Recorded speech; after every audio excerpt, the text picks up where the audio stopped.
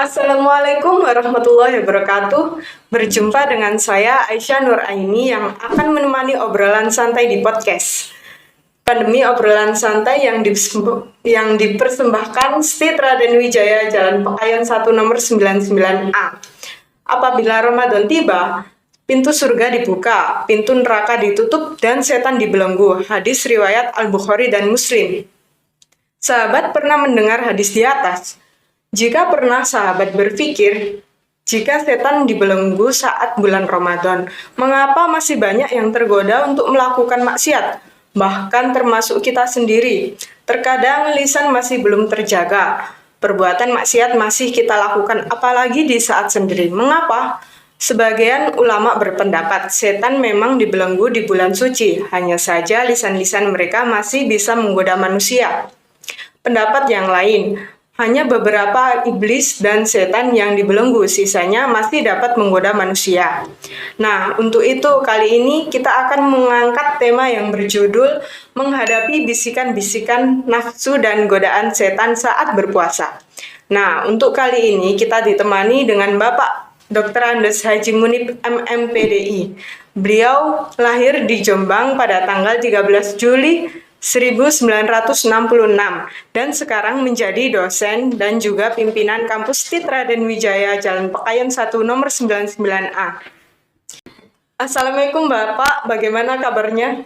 Waalaikumsalam warahmatullahi wabarakatuh. Alhamdulillah sehat walafiat, baik-baik, dan bisa melaksanakan ibadah puasa Ramadan yang ke-18 hari ini. Ya, Alhamdulillah. Baiklah, di sini kita akan memasuki sesi pertanyaan. Pertanyaan pertama, menurut Bapak, nafsu sendiri itu apa? Wah, pertanyaannya menggelitik saya ini. Ya, tadi disampaikan nafsu. Pertanyaannya adalah masalah nafsu. Nafsu sendiri itu apa? Nafsu itu adalah keinginan, mungkin dorongan yang kuat dari hati kita. Jadi keinginan sesuatu yang timbul dari hati kita itu dinamakan nafsu. Contohnya nafsu makan, berarti kita ingin makan. Kemudian makan itu macam-macam. Kita ingin makan apa? Nafsu kita menginginkan makan sate. Berarti nafsu kita menginginkan makan sate itu ada berasal dari dorongan nafsu kita. Nah, itu yang dinamakan nafsu. Jadi ketika kita mau sesuatu yang kita inginkan itu berasal dari nafsu kita. Jadi tidak bisa manusia itu lepas dari nafsu. Nafsu ingin dihargai, nafsu ingin dipuji, nafsu ingin makan dan sebagainya. Tapi jangan sampai bulan Ramadan ini kita nafsu ingin tidur terus. Nah, itu harus kita perangi. Itu pengertian sekilas masalah nafsu. Nah, di dalam nafsu itu, di dalam Al-Quran banyak hal. Kalau diterangkan dalam beberapa buku itu ada 7 macam. 7 macam itu apa perlu dijelaskan sekarang? Atau nanti, 7 itu ada nafsu amarah, nafsu lawamah, nafsu mulhimah, nafsu mutmainnah, nafsu mardiyah, nafsu rodiyah, dan nafsu kamilah. Itu macam-macam nafsu. Jadi banyak macamnya, tapi itu punya ciri-ciri tersendiri. Kalau diterangkan di sini nggak muat waktunya. Ya. Kita beralih ke pertanyaan berikutnya. Lalu biasanya apa saja yang mereka setan bisikkan di bulan suci? Dalam suatu hadis kan disebutkan, katanya dibuka pintu-pintu surga, ditutup pintu-pintu neraka, setan dibelenggu. Kan gitu, kita semuanya sama-sama mengetahui. Tapi kalau setan dibelenggu, kenapa banyak orang berbuat maksiat? Itu bukan dari setannya, tapi dari nafsu manusia itu sendiri. Nafsu manusia itu sendiri yang tergolong dengan nafsu ammaroh. Nafsu ammarah itu senantiasa mengajak manusia untuk berbuat keburukan, berbuat maksiat. Nah, jadi kalau dalam konteks hadis itu dibelenggu ya dibelenggu. Tapi nafsu kita itu kan tidak dibelenggu, tergantung kita. Karena ada sebuah hadis menyatakan bahwa musuh kita yang besar, yang berat adalah nafsu kita sendiri. Nafsu baina jambaika, artinya yaitu yang dekat dengan hati kita, dekat dengan diri kita, itu yang sangat berat, yang harus kita perangi. Jadi ketika ada bisikan-bisikan itu bukan dari setan, tapi bisikan dari nafsu kita sendiri, termasuk nafsu ammaroh, senantiasa mengajak kepada keburukan atau kejahatan. Dan lagi nafsu lawama itu sudah tahu ini baik, ini buruk, sudah tahu, tapi masih sering terpleset di kemaksiatan. Sudah tahu kalau rasan-rasan dalam bulan puasa itu tidak boleh, tapi kadang-kadang bisikan nafsu itu mengajak kita untuk rasan-rasan. Itu namanya nafsul lawama, itu yang harus kita perangi. Nah, kalau lihat seperti itu, kita harus memeranginya nafsu kita. Kalau tidak kita perangi, siapa yang akan memerangi? Wong itu ada pada diri kita. Tidak mungkin orang lain bisa memerangi nafsu kita, tapi semuanya kembalikan kepada diri kita sendiri yang harus kita merangi nafsu kita. Itu. Untuk pertanyaan ketiga, apakah artinya waktu dalam puasa Ramadan datang bisikan kepadaku agar memutuskan puasa wajib? Saya menjadi berbuka. Bagaimana sekiranya bisikan itu datang tanpa ada niatan untuk memutuskan puasa? Apakah mungkin hal itu ada? Dan apa hukumnya? Ya, bisikan itu mungkin ada. Semuanya itu berdasarkan pada ilmu yang dimiliki seseorang.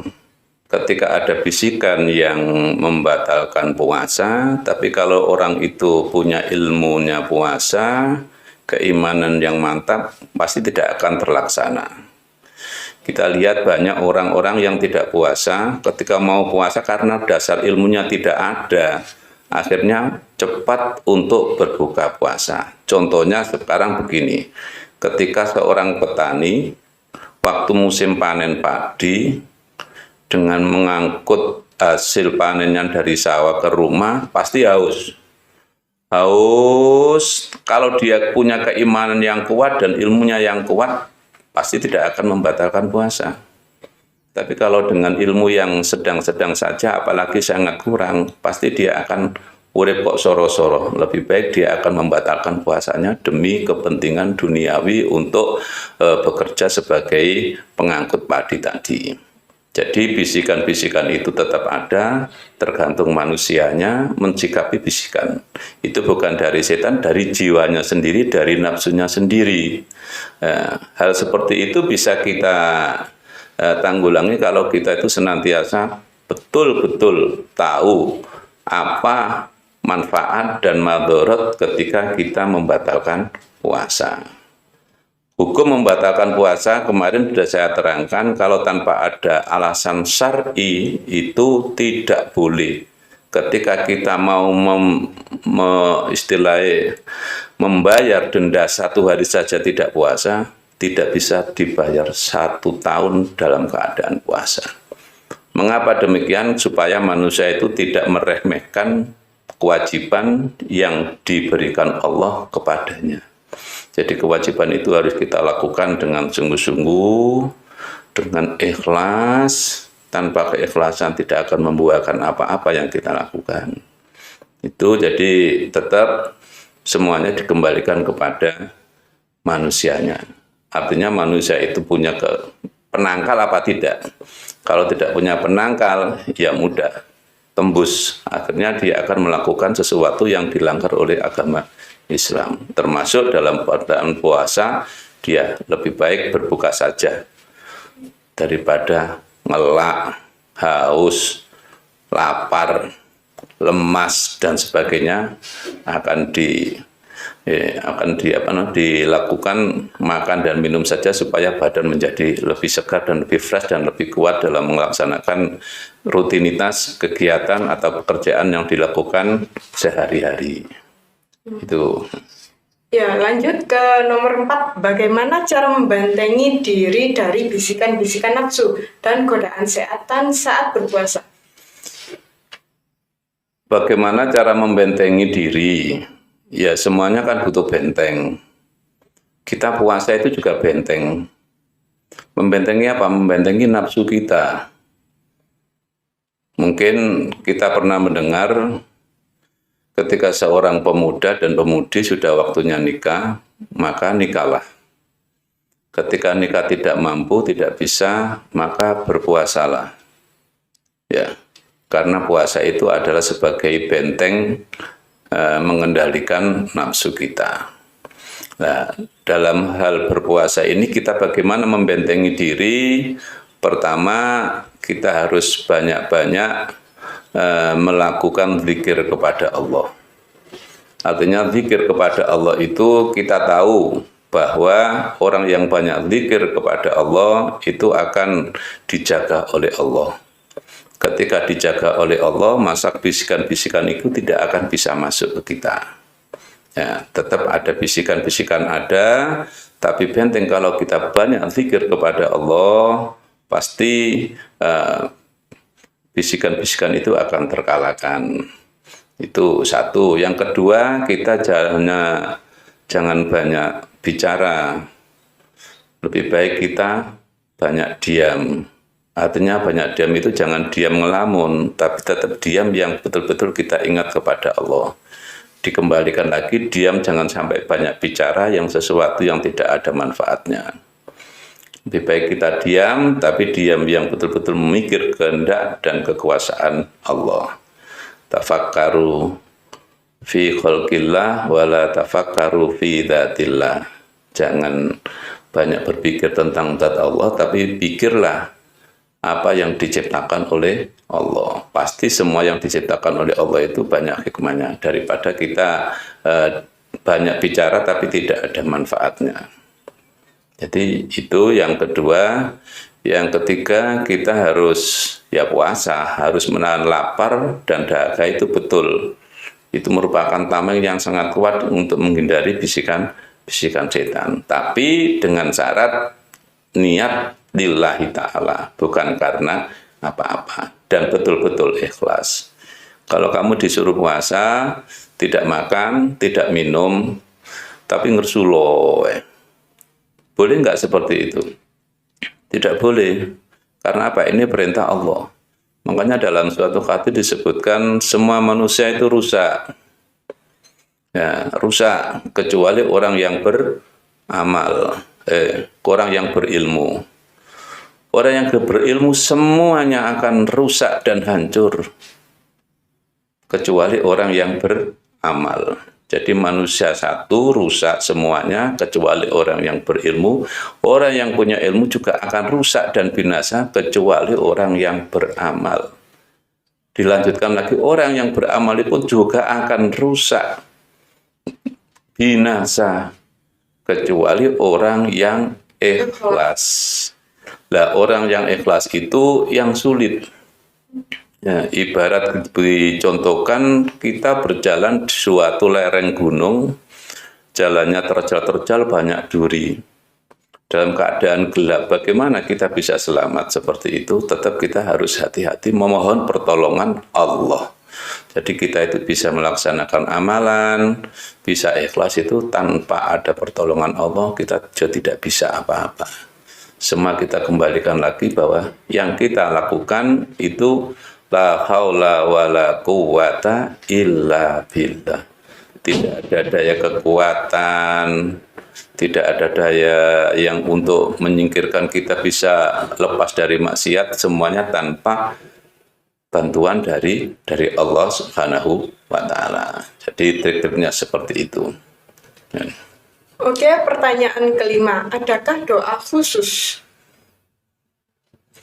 Adakah doa khusus untuk kita membentengi diri dari bisikan-bisikan setan? Ya. Gini, kalau doa khusus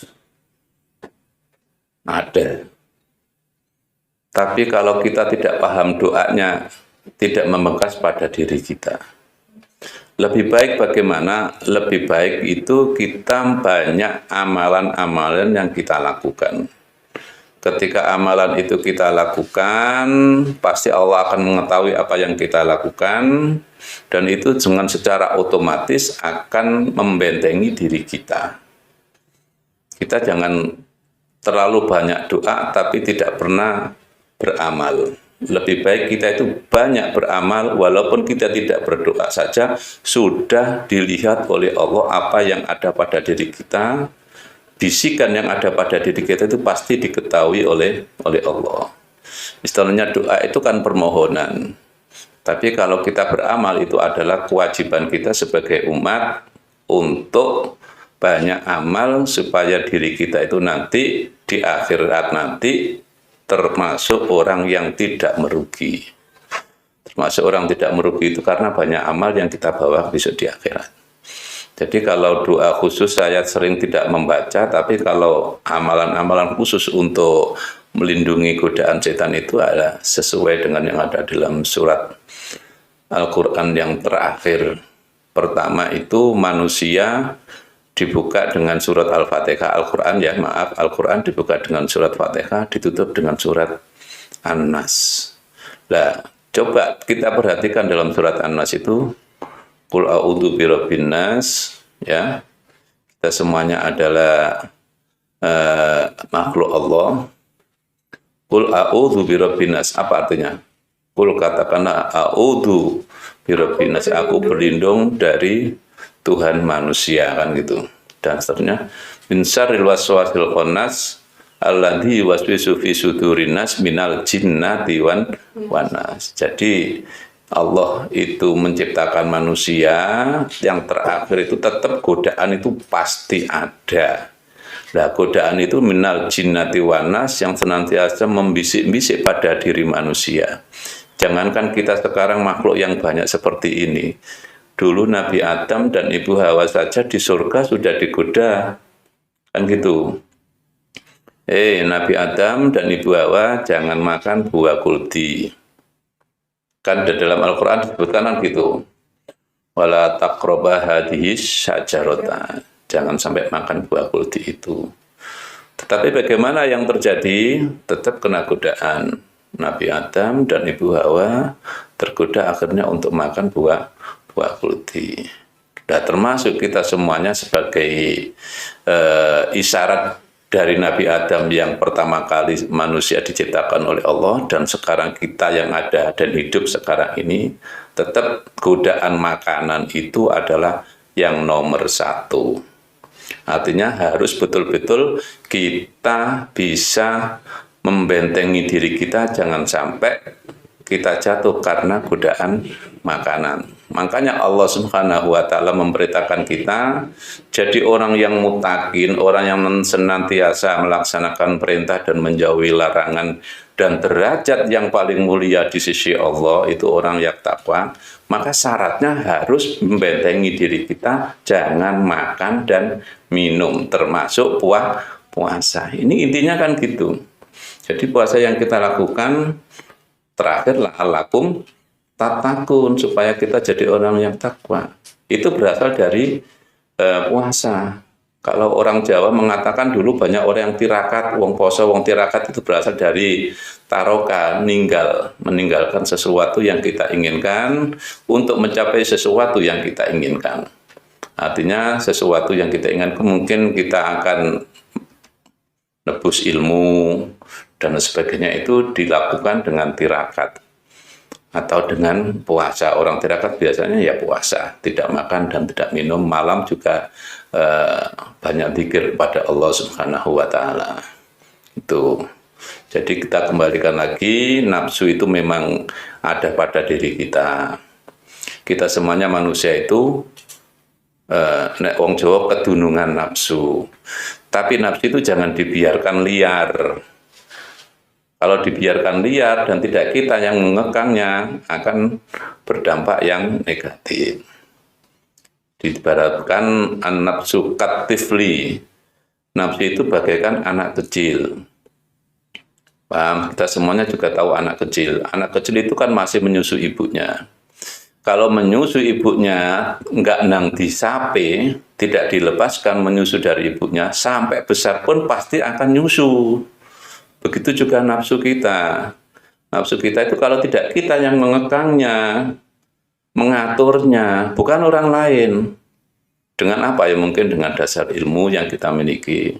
Itu nanti akan bisa menjadi ke arah yang baik. Paham kuda? Kuda itu kalau tidak dilatih, ya akan tekar. Tapi kalau kita latih nanti akan luluh dengan kita dan ada manfaatnya. Begitu juga nafsu. Kalau tidak kita latih, kita kekang sendiri, makanya istilah wis gak iso ngekang nafsune. Biasanya orang-orang itu ngapa sampai jatuh terpuruk karena dia tidak bisa mengekang hawa nafsu. Jadi mengekang hawa nafsu itu wajib bagi kita supaya apa? Supaya nafsu itu akan mengarah yang diridhoi oleh Allah. Jadi nafsu mutmainnah, radiyatan, mardiyah, akhirnya jadi nafsu yang kamilah. Artinya nafsu yang sempurna. Itu, Mbak. Ya, baiklah, kami sampaikan terima kasih untuk Bapak Dr. Andes Haji Munib, MPD. Kesimpulan dalam podcast kali ini antara lain, nafsu itu adalah keinginan yang ada dalam diri kita. Banyak sekali godaan yang dibisikkan setan kepada kita. Setan memang tak kenal lelah untuk menggoda kita sampai akhirnya kitalah yang terjerumus dalam perbuatan dosa. Saat datangnya bisikan setan kepada kita, mungkin saja iman kita bisa goyah, tetapi berawal dari niatan kita tadi untuk berpuasa. Maka dari itu, kita harus menguatkan niatan kita dalam berpuasa hingga benar-benar hanya untuk mencari ridho Allah saja.